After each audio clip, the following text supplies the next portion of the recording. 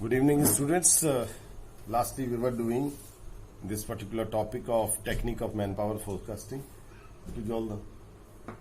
Now, we have done two of these slides, that is forecasting workforce need and forecasting is the process of using both historical data. We have done up till here in our last. Besides the other topic, we have done up till second slide. So, we will move ahead to trend analysis.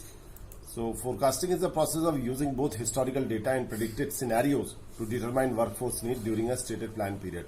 So basically what we are talking about the historical data and predicted scenario, यानी कि past में ऐसा हो चुका है तो naturally आने वाले समय में भी कुछ ऐसा होने की संभावना है.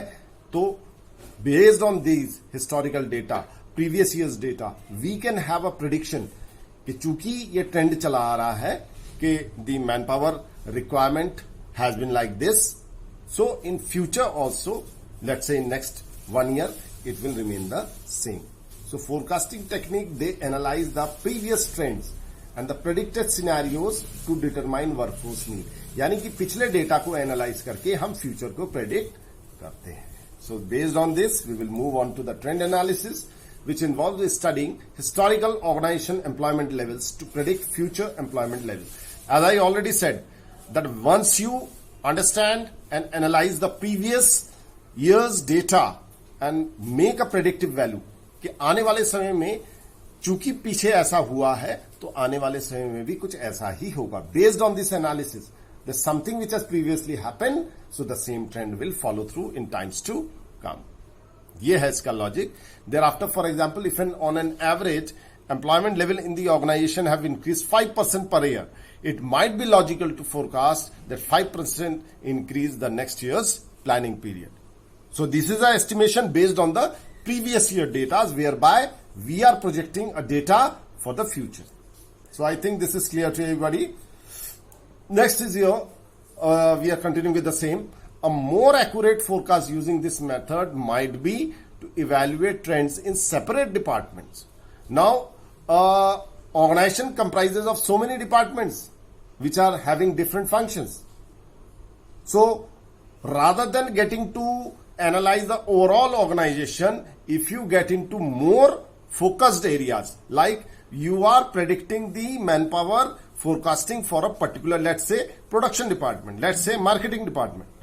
Likewise, it will be a more accurate scenario of the manpower requirement. It will give a more accurate scenario. That's why it is saying a more accurate forecasting using this method might be to evaluate trends in separate departments. अलग-अलग department में अगर हम trend analysis करें तो वो ज्यादा बेहतर overall it will give a good picture, exact picture of the overall organization's manpower. If we go by individual prediction of individual department manpower needs and other organizational sub-entities, and then engage the increase at the organization level, then we can have an overall scenario कि potential decrease होगा या increase होगा, जो भी होगा, we can have an overall analysis of the organization. So this point emphasizes that organization comprises of departments. If we go for prediction for each individual department and make a composite prediction of the overall organization, then it will give a very good picture of the manpower requirement, whether it is decreasing or increasing, whatever the aggregate may be. So based on this, it will be a good prediction, right? So doing so provide more specificity, क्योंकि विशेष तौर पे एक एक department का analyse करेंगे तो specific requirement हमें पता लगेगी, and not only the number of employees but also the type of employees needed, because production people required in production department, finance people required in finance department, marketing people required in marketing department, how many. So this way we will get a more accurate in terms of number as well as the skill requirement and the nature of people, those who are required at various position in various departments. I think it is clear. We will move on to the next. So trend analysis assumes that history will repeat itself.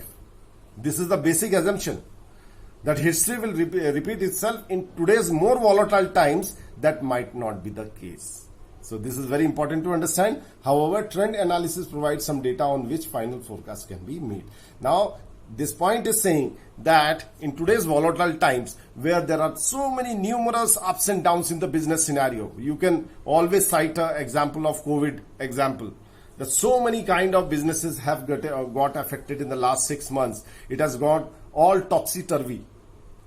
So do you think that this particular method will be a success? Because past trend may be quite, there was evenness in our economic activity. So if you predict for this current year, it will be a failure. Because the past 5 years trend won't be fitting in this current year of COVID.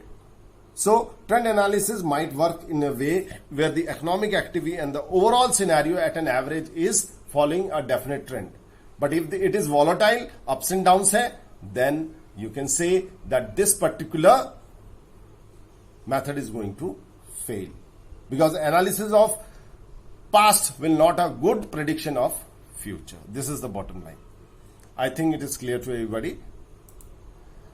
Now, ratio analysis is a forecasting technique that assumes a set of relationship between one variable and another, and that relationship allows for the prediction of workforce need.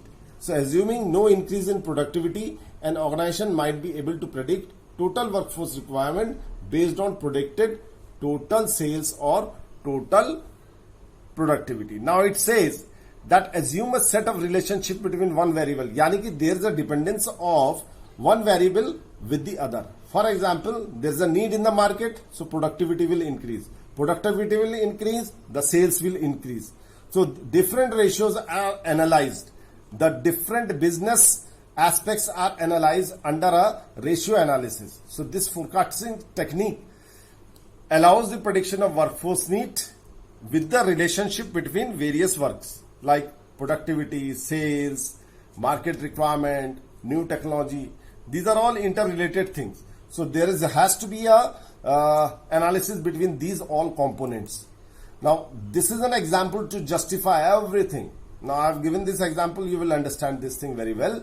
That if historically it takes 5 employees for each 1 lakh units of product produced. कितने लोग 5 employees चाहिए 1 lakh units